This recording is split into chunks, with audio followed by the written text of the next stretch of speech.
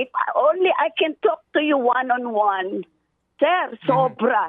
Mapapaiyak po tayo kasi ito'y pera natin. Nagtatrabaho tayo.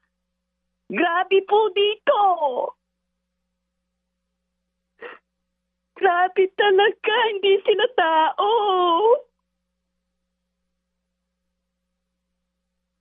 Sir, yung modus iba. Talaga pong sindikato ang mga congressman.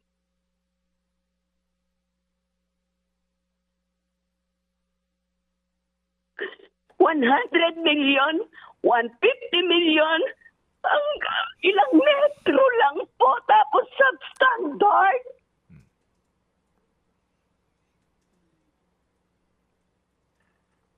Taon-taon hinihingan nila ng pondo.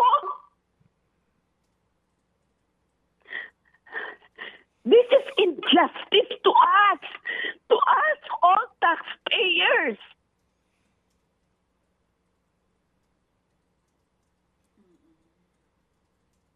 Willing po akong makipag-usap sa inyo in private. Sasabihin ko po kung anong mga modus. Kumpleto po ako ng detalye, sir.